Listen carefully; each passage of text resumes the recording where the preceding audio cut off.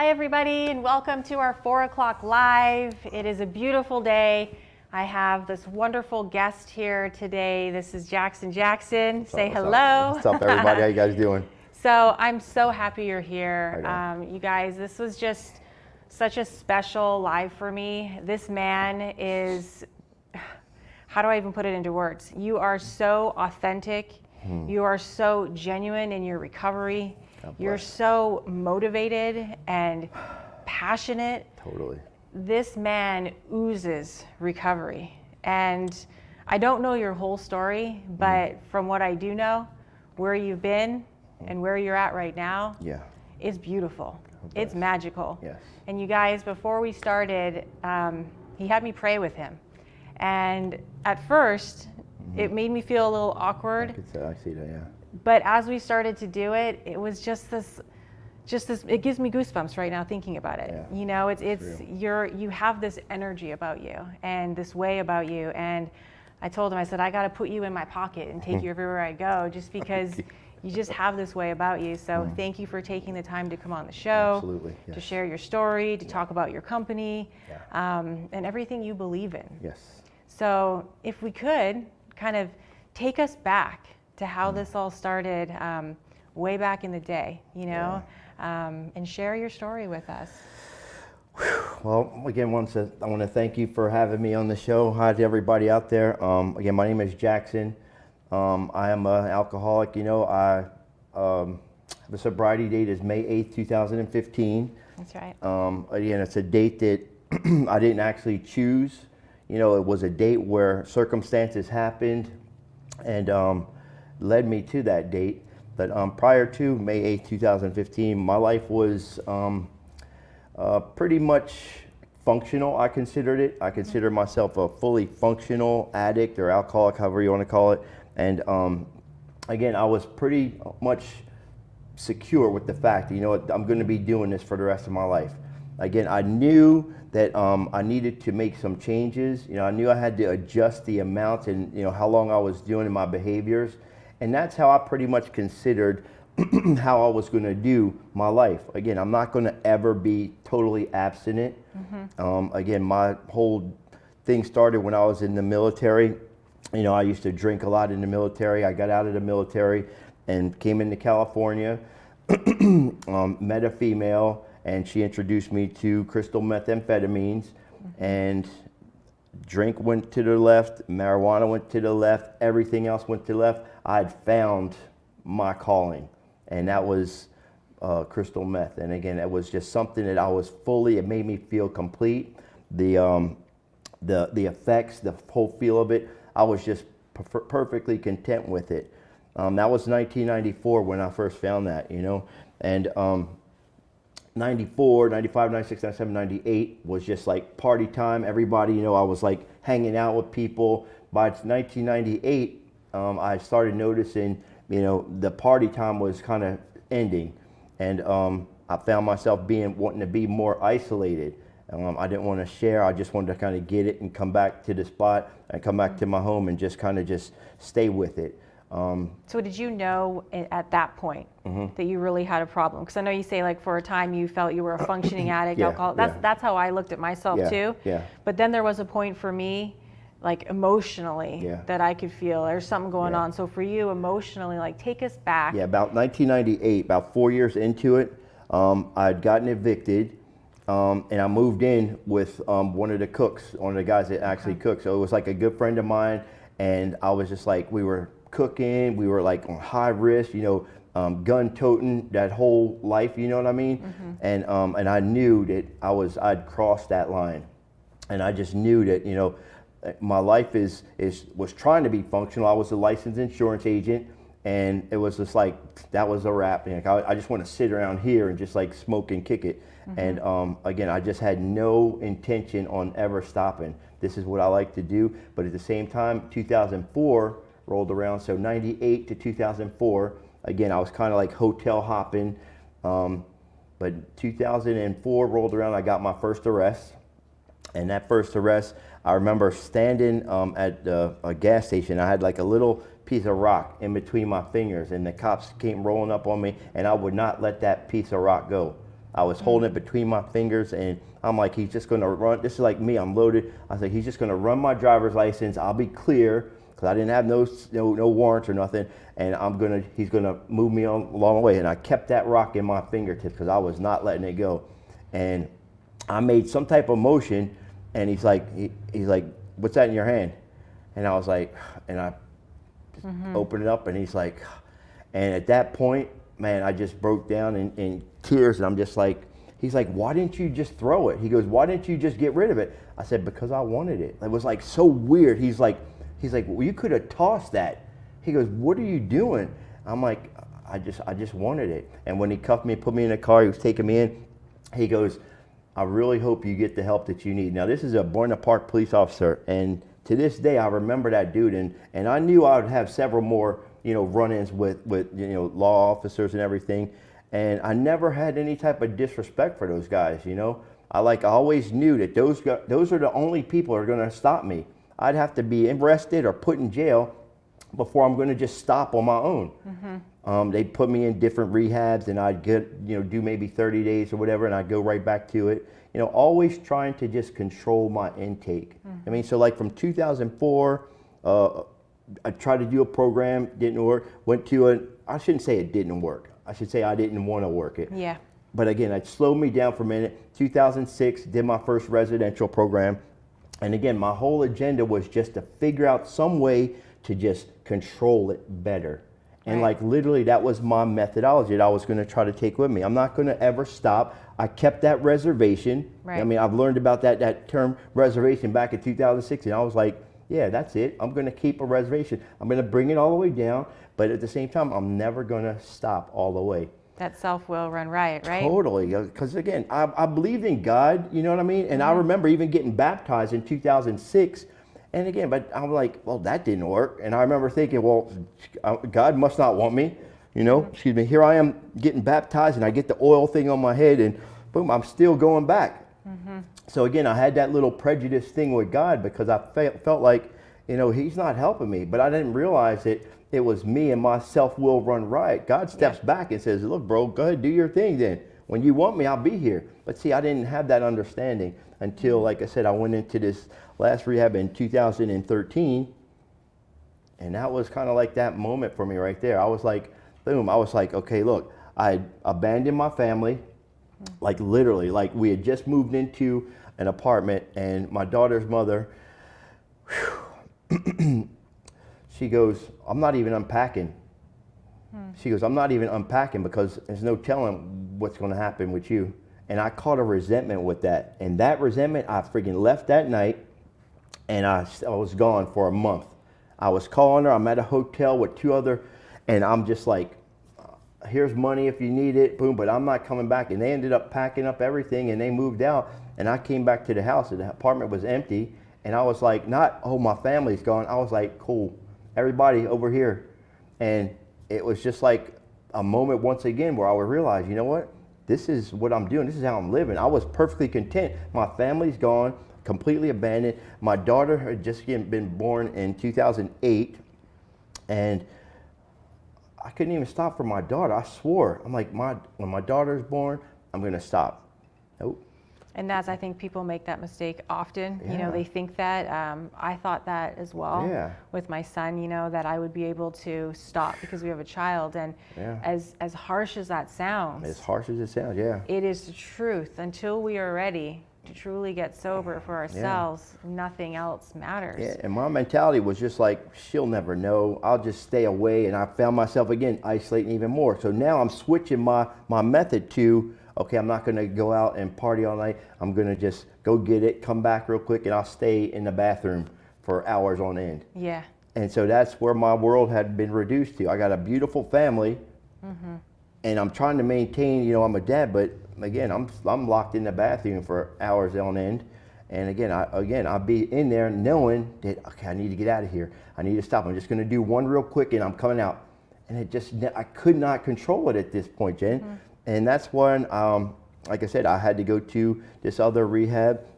And again, I tried to stay good. I was good for like 5 months. So let me ask you, sorry to interrupt you, but I really want to know this. So what was the point that made you realize that you needed to go into this program? Like if you couldn't stop, right? And you were so controlled in the obsession and the cravings, how did you get to that point of checking yourself in? Well, again, it was just my daughter's mother made the point. This is my one in 2013. Okay. She gave me the ultimatum. So again, I'm still resistant. So if your question is, how did I get to the point? Again, I've never got to the point where I wanted to turn myself in or check in. What I always said was, okay, I'll do this for you to get the heat off, just to kind of settle down, to show you that I'm giving my best effort. You know what I mean? I wanted to show always that, look, I'm really trying to do this. But again, God, you just sit over there. Again, I'm not going to bring no spiritual God, whatever. I know I got a problem. I'll handle it. It's kind of a thing. So like I said, in 2013, the rehab, the guy was talking, I had a facilitator, and he's like, you know, drug addicts and alcoholics, they stop all the time. They just don't know how to stay stopped. And when he said that, it was like something just like sparked in me. And I was like, man, now remember when he said it, I had like 5 months at that time, and it planted a seed in me. But at the same time, I got out right after there, and I went home, no meetings, no recovery program, no nothing. Even though I wrote my little exit plan out, oh, here, case manager, this is what I'm gonna do. Knowing good and well, I had no intentions of following it. Again, I had painted a picture that I'm all better now, and I'm good to go. And like I said, but I carried that stay stop thing with me.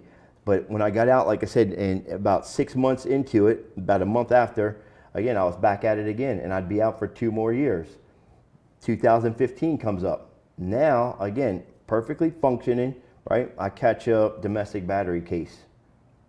And now that one, didn't see it coming. Didn't see it coming. Again, I was fully handling everything, paying the rent. You know, I'd been there for like 2 years. I just renewed the lease. I'm doing well. Nobody has the clue. You know what I mean? I'm doing the deal, you know, stay-at-home dad, you know, laundry, vacuum, keeping the house nice. Boom, 4:30 comes around, go pick up the kids. I had the routine in place. But between 9 and 4:30, I was at home by myself, smoking and doing the deal all day long. And now I'm going to get up real quick and clean up and then go get it. Well, they caught me on this case where it was probably about like 5, 6 o'clock in the morning, and I just came home, and some incidents went down, and we got a little bit physical with each other. And I took my daughter's mother in the room, and I threw her on the bed, and it just got really crazy, out of line. And I remember standing up, and I said, I can't control myself. And when I said that, I didn't. As I reflect now, that was my step one. When I finally came to the point where I realized that I can't control myself, and I screamed that out, and my daughter was like, Daddy, stop. And I was just like, you know what? I said, I don't even care if I go to the blackest of hell. And when I said that, again, something else happened. Again, I don't know how to explain it, Jenny, but I just know that moment when I screamed, I can't control myself. I don't care if I go to blackest of hell. There was a course of events that was happening at that point in time. When they took me into custody, again, something was about to happen. I just knew it because I was in tears. I couldn't speak. I was just at this place. They booked me in, and they were like, are you suicidal or homicidal? You know, when they were doing the finger, and I couldn't answer that question, Jenny. I was like, I'm not suicidal, but again, I don't want to live. Okay, I'm not homicidal, but I just tried to kill my daughter's mother. So I'm like at this place where I'm like lost. And I knew that was that point, again, knowing now the program, I'd reached that point of hopelessness and desperation. Absolutely. You see what I mean? And again, I just never saw it coming. I didn't make that decision on May 8th to say, hey, I'm going to stop today. The course of events that happened on that day, I never even got a chance to go pick up and use that day. But again, I claim that as my sobriety date because again, the course of event happened, and now I'm in custody. Boom. They gave me, the H&I people came in, gave me a big book, and I'm just thumbing through the big book and catches page 553. My finger caught page 553. AA taught him how to handle sobriety. Now again, no AA, again, no type of a program, whatever, never touched that book before. And I'm thumbing through the book, and my finger caught 553. It said AA taught him how to handle sobriety. It's I did quit drinking once when I was, you know, once for 10 months, once when I was hospitalized. It's no great trick to stop drinking. The trick is to stay stopped. And that was the second time I'd seen that phrase, and it was italicized. So now I'm like, back 2013, hey, that dude, and why did I perk up at that point? And now here it is in this book, and it's italicized. I close the book real slowly. I go, okay, God. And that was the moment when I said, okay, I'm going to give this program a try, because there's no way that that could be right there. And 2 years before, I just knew that it was a divine type of a thing that happened to me. So at that point in time, I decided this book is legit. Let me explore further. And so what did that feel like emotionally to you when you had that realization that essentially that was God speaking to you? Absolutely. Without a question, I was just like, I had nothing else to say other than, okay, God. And I just, like I said, it felt like so freeing. It felt like finally I can stop trying to fight this stuff. I know I can't beat it on my own. I got 20 plus years of experience to show. Okay, multiple rehabs to show. You know what I mean? I always went to a rehab expecting the rehabs to fix me. You know what I mean? I always went to rehab expecting, everyone else to do the work, and I'll just sit back and coast. Well, again, I have a different perspective with rehabs now, of course. Again, that place gives me something, someplace safe, some good food. You know what I mean? They take care of you, give you some caring, compassionate, counselors. And again, I use that opportunity to, build what I have now, the brand that I have now, to be able to focus not so much on the worries of the world, but how am I going to live my life now? I need God in my life. I need a program of recovery in my life, and I need help because I can't do it on my own. And to get to that point, I resisted it for over 20 years because I wanted to fix me. I wanted to fix me. And to get to the place where I could finally say, I can't do this on my own. I need to be connected to something greater. So what's that been like for you now? Finding your passion, finding your purpose. Talk to us about what you do now. Man, let me tell you, the finding the purpose thing is like, it's like the most important thing right now, because again, for 20 some years, again, I had no purpose. I thought, okay, I'm going to be a great insurance guy. 20 years in the insurance industry, I'm still nothing. Then I have my daughter, and I'm like, oh, I'm going to be a great father. And again, that was not even sufficient. I felt like, God, I'm useless here. And finally, I get through this program, I'm working steps, and I realize, my purpose really now is to be able to help others and be able to actually put the order of God, others, and then myself. And that order was just like, it made sense to me. My purpose today, I believe I went through all of that darkness, you know what I mean, for it to be an asset so I can be able to carry this message to somebody else that's new coming into the program. It sounds like a weird, analogy to really look at it, but to say my purpose is to, take other men through a 12-step program, hoping that they might have an experience. I'm not going to teach, I can't teach them how to do it, you know what I mean? I can't preach them how to do it, but I can share the experience in hopes that they will have their own personal experience. And I'll do that whatever chance I get, man. To get a dude 1 through 12, again, I'm clear that that's my purpose today. God's given me everything I need and provided everything that I need. I'm a retired vet. I get a nice little pension. I don't have to worry about monthly financial situations. I take care of my daughter every month. My purpose now in life is to be responsible, for my family and my daughter, to work with other men in this program, and continue to reach out to God so I can continue to improve my contact. And I'm clear that those things in line, conscious contact with God, my family, and taking care of my responsibilities, working with other men. Again, those things I believe are my sole purpose in this life. And it's been 5 years later, 5 years that I never expected to do, but at the same time, it was a real live testimony to be able to go from where I was at in that darkness to where I'm at today. Because again, I'm living a life with challenges. The challenges are definitely there, but now when I have challenges, I don't escape.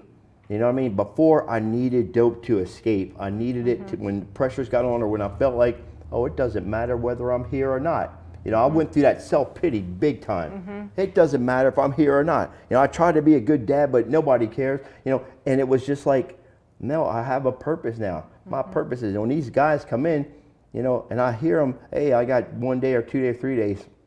You know what I mean? I'll share. And I don't go and say, hey, guys, you want me to be your sponsor? I just share my story. I mean, and I ask God to make me a vessel. You know what I mean? And people say, like you were saying, people are just like, oh, Jackson. And I'm like, this is not Jackson. This is something greater working through me. I make myself intentionally available so that God can work through me. And I don't know why that happened. I just know it works. It works, exactly. It works. And so for you, when life happens, when you have struggles, when things aren't going great, because that's another thing I think people misunderstand with recovery. You know, we still struggle. We still have our problems. We still deal with mental health if that's part of our story. Families, you know, relationships we had to rebuild. The wreckage of our past. So for you, what do you do? What are your coping skills? What are your go-tos when you're having issues? So totally my go-tos, first of all, again, my sponsor taught me this, as I used to use my sponsor as a you know, to vent everything to, and I used to always ask, you know, I wanted him to give me the answer. And he would never give me, he would always tell me, Jackson, did you pray about it? And I'm like, come on, bro. I said, give me something besides that, you know what I mean? And it turns out that, you know, I'll do the prayer. But again, prayer is not enough. Faith is not enough. I got to do something behind it. So again, I did get into coping skills with dialectical behavior training, you know what I mean, cognitive behavior training. Again, I'm a big supporter of at the VA, they provide, you know, psychiatrists, the proper medications in place. Again, I totally lean into those type of things. I have an awesome counselor at the VA that I could call him anytime, and we'll go through different maneuvers into dialectical behavior therapy. So again, I totally utilize the mental health aspects of it, because again, I know that mental health is part of my story as well. And again, in order to do that, again, the big book even refers to that on page 133. I mean 133. You know what I mean? God has provided these great physicians and psychiatrists to kind of allow me that space that I can talk. If you're new or whatever, if you guys, I mean, psychiatrists are legit people. You know what I mean? What are they doing? They're giving me a chance to go deeper and to be able to really get in there. And I have challenges with my daughter's mother sometimes, but again, I know how to behave differently because, again, I've worked a program, and that program simply means when I see us feeling some tension, I can actually see it and recognize it now and actually say, hey, look, I'm going to do something about it. And sometimes that's just, hey, can I give you a call back or something like that? And I'll pray right after that. God, can you help me with this? And it sounds weird. I'm even saying it right now. My reliance and dependence on God today, it doesn't make sense, man. It doesn't make sense because it was something that I'd never believed in. But for some reason, over the last 5 years, He's been showing up.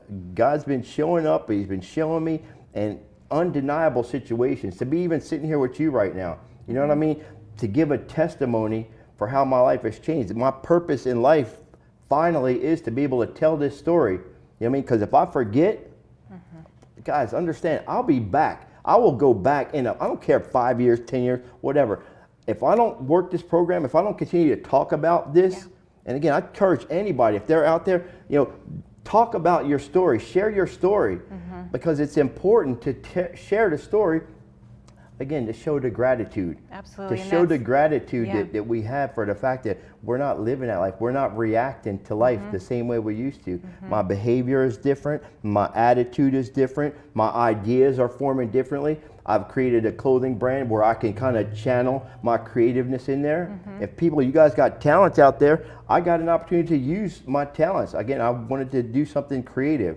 You know what I mean? To use these mottos and everything to kind of really carry a message of hope and gratitude. Yeah, and I think that's so important, and I touch on it a lot with the lives, is finding your purpose and finding something that drives you, you know, and your company, number one, I love it. Awesome, you know, awesome. He's come to the Edge Treatment Center and you've dropped off Stay Humble masks, you know, and been of service that way, and I see people wearing it all the time, and just to have, you know, your brand and just have that recovery out there is just really cool. Yeah, you know? I needed to have that. Like I said, that purpose thing came when I was in the rehab. You know what I mean? I got the idea, when I was in custody, and I kind of sketched it in. I'm like, I'm going to do this. And again, I didn't know how I was going to do it. I just knew that I felt like that God had placed that in front of me and said, how are we going to do this? And I said, not just a t-shirt. I said, we're going to make this a brand. We're going to make this a brand so when people are out in the community, they're going to be able to recognize and see each other. You know what I mean? It's for every A or whatever your hang up is or whatever.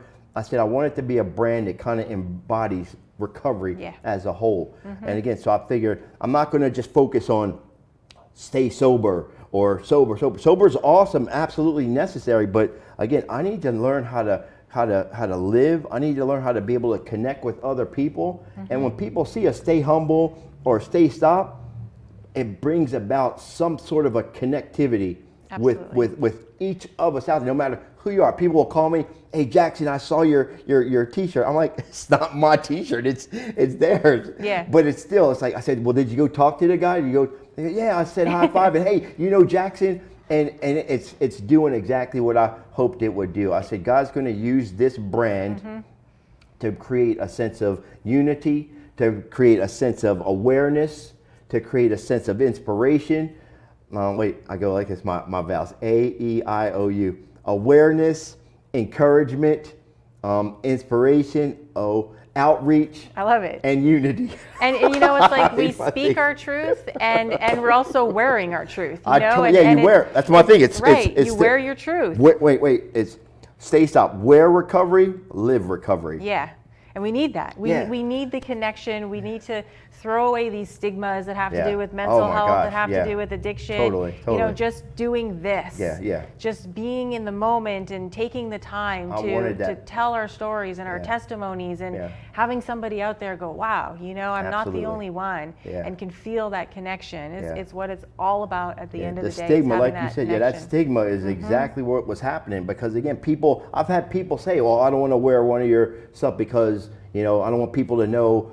I'm like, okay. I said, but I was like thinking to myself, well, I said, you've recovered from this hopeless state of mind and body. I'm like, this is a good thing. Yeah, we're proud. But if that's where people are, no problem. But so I kind of wanted to kind of cater my brands to, to stay humble, part of it, and trying to just kind of reach those people. But whatever, they'll. It's okay. One day at a time, right? Yeah, one day at a time. Get there. That's it, one day at a time. I wanted to take it back to your daughter, because I see pictures of you guys, and I love it. I have a son, and I've had struggles with rebuilding our bond, because part of our story was with my addiction.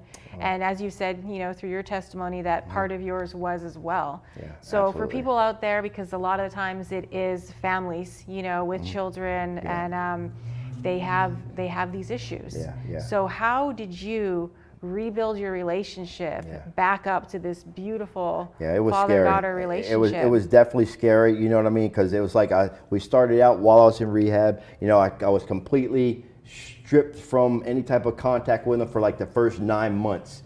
And I just was like shouting, like, you guys are, got the restraining order and no contact. And I was so pissed, but then I learned that God's working on that too. We did some therapy, some family therapy initially. But again, my daughter was like 7 years old. She's 12 now. And she didn't really understand, thank God, but she would still be, right beside me. She went to a couple of meetings with me, and I tried to talk to her about it, what's going on, and she didn't really get it. But at the same time, her mom and her brother, they were kind of trying to really bring it all together as well. She was thank God, my daughter's mother was very supportive, and she would say, Daddy's getting better. Daddy's, way getting better.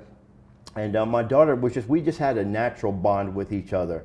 So even though I had a lot of guilt, a lot of shame, total guilt and shame, because again, I wanted to be that ideal dad. I would go to conferences, but I remember I'd show up at school and I'd be totally like all sweaty and stuff.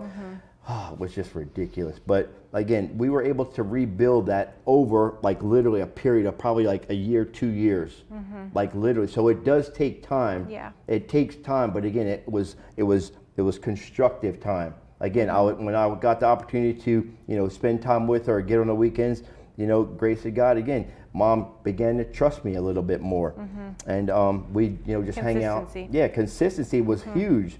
But again, I was there. I made it a decision. Again, part of my responsibility is I'm going to be there for my daughter no matter what. And again, it was little at a time, a day, sometimes a couple hours, just let's go out to eat or whatever. And it was a slow building, rebuild altogether. And again, I just made sure she knew that Daddy loved her. No matter what. And no matter what, and like I said, it's there. She hears my stories. She's heard my stories, and it just makes her smile. And she'll ask questions, and I'm honest with her, and I want her to see Daddy has come from that to this. Right. And I think that's so important, being very honest, and it also could help them one day. You know what I mean? And it totally, they love you no matter what. I mean, I had this idea that, oh my God, I split up my family, and my little girl's like, oh, whenever me and her mom would, see each other, she'd kind of hug us, and then she wants mom to come and do the whole group hug thing. And mom and I knew that, look, that chapter has ended, but yet we can still be respectfully co-parenting. And that's kind of the direction that we went with it. I love that. Yeah. So with the guilt and shame, a lot of people that might not understand an AA program, an NA program, any kind of 12-step program, for people that don't understand that, how did you work through your guilt and shame? Again, just by becoming a better person. Just continue to work towards being a better person. And I knew that guilt and shame was just a defect. It was a defect that I could use if I wanted to stay in my self-pity. So again, I kind of recognize that guilt and shame as self-pity, which is more selfishness to me. And again, working a step program allowed me to see that, look, I don't have to be in that place of guilt and shame, because what am I doing? I'm being a better dad today. I'm continuing to work to be a better dad. So that guilt and shame literally started to just taper away. And anytime it comes back, I go, well, you know what I mean? That's I need to tighten it up, or either what am I not doing? Did I call my daughter today? Did I, what I mean? So again, I make sure I stay in contact with her. We text, we send little happy face to each other. But again, it was just my deliberate engagement with her to really show that I want to be in her life, and I want to be a part of her life altogether. Yeah. So. And in general, doing that daily inventory, which I love doing, Totally. Looking at where we could be better. Do we have any amends that we need to make? Just living in that space. What would you tell someone out there right now that could be watching, that's struggling, that's having a hard time surrendering to the process? What would you say? I'd just say, just keep suiting up and showing up. It really comes down to a sense of willingness. And I remember when, it was just like many of us, they say most of us have been unwilling, you know what I mean?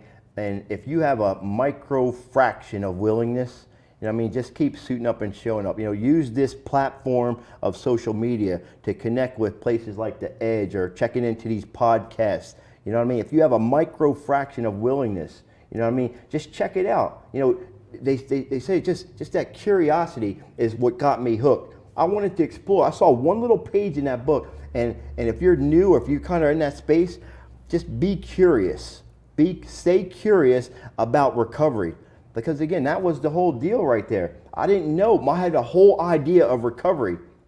And again, recovery, thank God, it doesn't say you got to be perfect. Right. It says, hey, let's just make a little progress. If I'm making a little progress, then I'm cool with it. So again, I say to them, don't be discouraged. You're going to be discouraged, but I'm just saying, don't be discouraged. That doesn't mean you're not going to be discouraged. But I'm saying, if you are discouraged, boom, like I said, there's cool people out there that really care. And again, if you're at a place like I was too, where you don't want to talk to nobody, that's okay too. But again, just always know, if you just get on a meeting or just listen to one of these podcasts, just listening does something magical to you. Faith comes, they say, by listening, right? Yes, it does. Keep your ears open for it, because again, you never know. I didn't know when it was coming. I didn't have any idea. I heard one dude share at a meeting, and I was like, wow, I want to know more about this recovery program. I want to know more. So stay curious. Explore it. Check out a page 30, page 85. Those are some game changer pages for me right there. Yeah. But yeah, that's what I would say. Get curious about recovery. If you're listening, if there's any remote sense of interest to try to get a handle on this, just know that there's a whole organization, there's a whole platform for people that we can reach out and connect to. And this is a great platform. Yeah. Very well said. So stay stopped. Stay stopped. What is the goal? What is, when you look ahead, your dream, your vision? Great question. Where you want it to be? What are you manifesting? Yeah. What is it? Yeah. Tell us. Let's put it out there in the universe. Yeah. And let's make it happen. What does it look like? So here's the thing. So when I started this brand, right, I said, you know what? I said, recovery, it's a lifetime deal. There's no graduation date to recovery. This is a lifestyle that I've chosen, and a lot of other people have chosen for a lifetime. Okay, so I said to myself, I want this to be, number one, the official recovery apparel brand. That's right. You know what I mean? Boom, it's out there again. And why? Because again, there's a lot of other, organizations, a lot of other things out there, but I said I want this brand to be able to recognize and bring that awareness. Like you said, the stigma is out there. Again, so I have this vision that we're going to break the stigma. We're going to make recovery kind of cool. We're going to make recovery kind of interesting. You know what I mean? And that whole deal where you wear a shirt. You can go from just one little tag here if you want to go blank shirt like the polo does it, eyes eye. Remember, just one little crocodile. We want to be that, but no matter what, I want to be the brand that represents a person who has dedicated himself to sustaining. I like to use that word too. Stay, stop, let's sustain our recovery. Again, I wanted our brand to completely be that symbol that embodies a person's determination and willingness. Please, I'm going to say this again because I don't know if you heard me or not. Say it again. I want to hear it again. Because I want the Stay Stop brand to really embody that sense of a person's willingness. Because again, it's going to be discouraging. It's going to be frustrating. You're going to feel alone. But when you put on that shirt, when you put that gear on, put that brand on, you're going to have this sense of willingness that you're going to say, you know what? Let me check this out one more time. Let me give it another shot. And that's all I want this brand to do. I want this to really acknowledge and recognize a person's willingness. And when we do that, again, we can progress. And progression is powerful. That's one of my little shirts is, progress is powerful. Yes, it is. Again, it's not about being this perfect. I used to think, oh God, I can't do this, or oh, this is stupid. You know what I mean? And I get frustrated with myself because I want to be this perfect model recovery dude. Right. And that's just not real. It's never going to happen. It's not. So when I mess up or whatever, I want people to be able to look and see, stay, stop, man. My behavior is out of place today. Let me go ahead and just check that. I get to check myself. My buddy Timmy used to say, check yourself before you wreck yourself. That's you know right. what I mean? Yeah. And again, and I get to trust God, clean house, and help others. Again, and those little components of Stay Stop still are a foundation as well. Because again, I got to have something bigger than me in place. And I want Stay Stop, I want that brand to also know that is the core center of the power source of the Stay Stop brand. It's a God-based center thing. It's not a Jackson base. It's not a me base. It's not a self base. It's a God spiritual center that's saying, hey, look, this is what we're going to do today. We're going to have a program of recovery. I'm going to choose recovery. I'm not going to choose not to drink. You see what I mean there? A lot of people, they come in with this, I'm going to choose not to drink today. To me, that was a setup. Again, to me, if I choose not to drink, I'm going to be disappointed. So if I say, hey, Stay Stop, there's a brand that says, hey, look, we're choosing recovery today. As long as we're choosing recovery, we got a pretty good chance of making it happen. Yeah, I want to choose recovery. That's what I'm saying. Every day. Every day. Tell everybody about the A before we wrap this up. This is really cool. Okay, so when I design my stuff, okay, my design is, okay, we have the A in here, right? We have the A and A, but again, what we like to do in our brand, on our main brand, we have a little secret little deal in there, but I'm sharing it with you guys today because again, this is a little nod to the program. Okay, there's 12 steps in here, right? There's 12 steps. Now, 12 steps, as you know, is not just AA or NA. That there's 12 steps in life altogether, whether you're a normal human person or you're, an alcoholic or whatever. But the 12 steps is applicable in all facets, in all platforms. Everybody should do it once in their life. Everybody should have, again, a 12-step program. And there's all types of 12 steps. So again, this is just a nod to the fact that a 12-step program is one of my coping techniques. It's how I cope, you know what I mean? I know that step one, I get lack of power, I can't control it. Number two, I found the power. Number three, I'm going to use the power. You know what I mean? And that's just a little reminder that, hey, a program of 12 steps can actually be an actual coping mechanism for me today. And I need that because I can't handle sobriety without it. I'm clear that without a program of recovery, I'm back in the bathroom. Yeah. I'm back on the street. I'm back in the bar. I'm back, you know what I mean? And that's honesty for me today. Again, that's what I've done for the last 20 years. But the past 5 years, from 2015 to present day, I haven't found it necessary. Again, I do my third step, seventh step, and I'm asking God every single day to just guide my path. And if there's somebody that needs me to, be of any type of service, you're there. I'm there. If I can be. There's times when I'm like, I can't be there, but If I can be, which is most of the time, I'm there. But if a dude wants to go through the 12 steps, I clear the schedule. I clear the calendar to get So that in. you guys heard that? I feel Yeah. like if there was a mic, I would just drop it right Yeah, now because yeah. you could have just did this whole show on your own. Yeah. You were amazing. I love your message. I love your clothing line. The information for it is on the banner, your website. People can get in touch with you. It was Veterans Day. Thank you so much for your service. Thank you so much for your support. I love you. You are amazing. Thank God you for bless being you. on the Thank show. Thanks everybody for tuning in. Daddy we'll see you loves you, next time. Gianna. Aw, there you go. All right, thanks.